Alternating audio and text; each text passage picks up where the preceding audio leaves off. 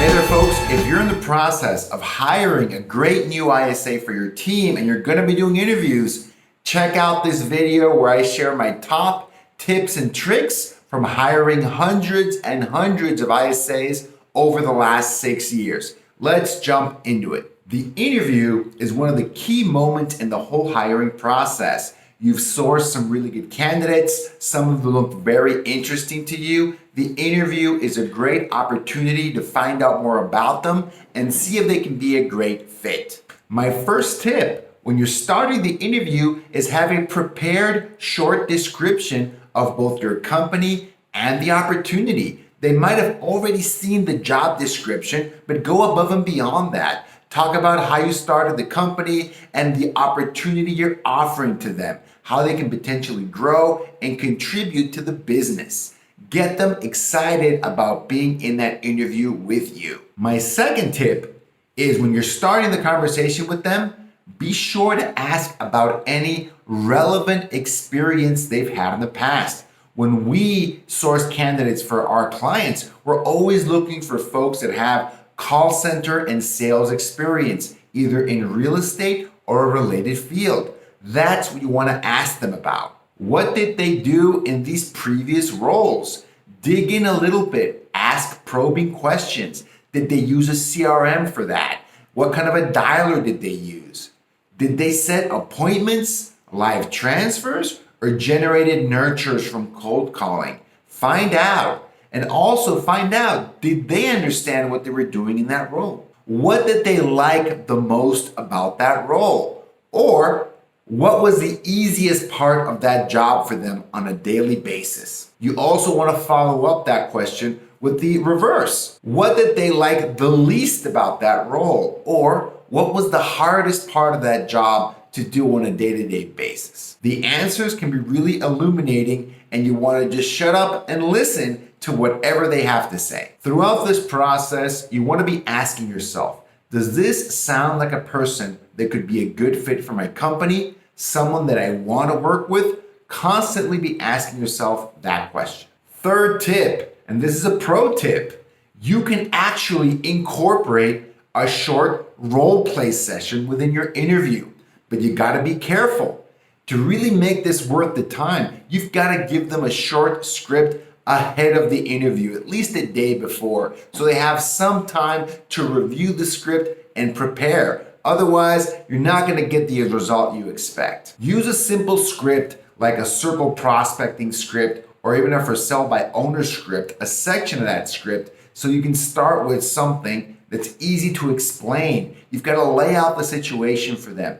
Who are you in the role play? Who are they in the role play? And what is the goal of the discussion you're about to have? Give them a brief intro. It shouldn't be too hard if they have experience in sales, and then go for it. The whole purpose of this exercise is really to put them on the spot, put them in a high pressure situation and see how they react. Also, if they are in fact experienced in sales, some of that should come through. They should be able to handle even basic objections and stick with the script with you. Understand, they will not execute the script perfectly. That's not the point. You want to see, are they able to improvise? Are they able to stick with it and not give up? Understand the purpose of this exercise because it can be very useful, but it can take a few tries to calibrate it correctly for you and to determine what would a good candidate say in a situation just like this. Once the role play session is done, it should only last a few minutes. Give them some positive reinforcement. It can be a nerve-wracking experience. You want to put them at ease so you can continue with the rest of the interview.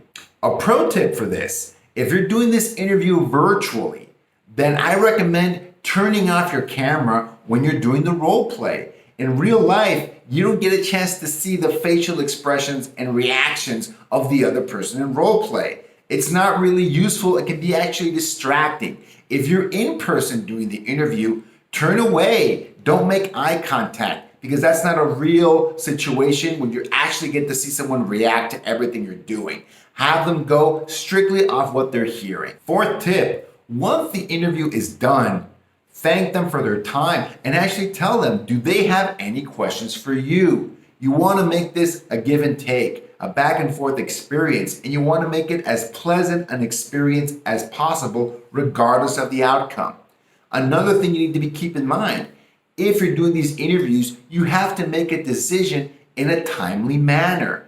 Folks, talent is out there, but talent has options in today's job market. You can't take 2, 3, 4, 5 days to come with a decision or want to have multiple interviews before making a decision, because talent is out there, but talent has options. Always assume the best candidates are doing multiple job interviews at the same time, maybe even the same day. The quicker you can get back to them with a yes or no decision, the better off you're going to be, and also the candidate. And this brings me to my fifth and most important tip.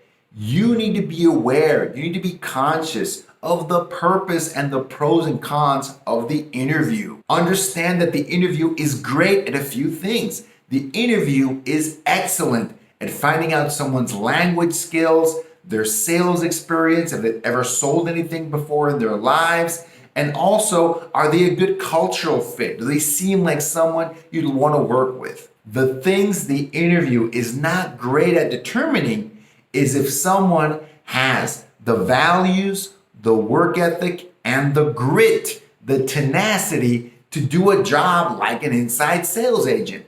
The best way that we have found to find out if someone has those other traits is to put them in the chair making some calls during a 30-day trial period after the interview. A big mistake a lot of teams can make is they put too much weight on the interview process in and of itself. Folks, it's not helpful to find a better ISA if you have multiple rounds of interviews. Put all of this time into selecting the perfect candidate. Perfect candidates don't exist, and you're not going to find them just from interviewing them. The best way to find a great candidate is have them show you what they can do. Set the expectation with candidates that 30-day trial period is the final part of the interview. And once they pass that, they graduate to be a full-time member of your team.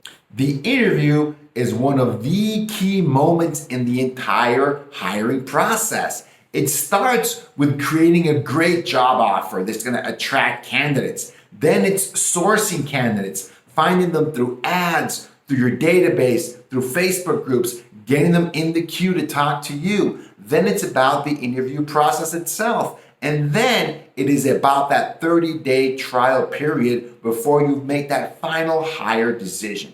If you want to learn more about how we do hiring at Power ISA, check out the link in the description below about the overall talk and video about how to hire an ISA for your team. Thanks so much, folks. If you enjoyed this video and found it useful, crush that subscribe button. We release a new video with tips and tricks every single week. Thank you.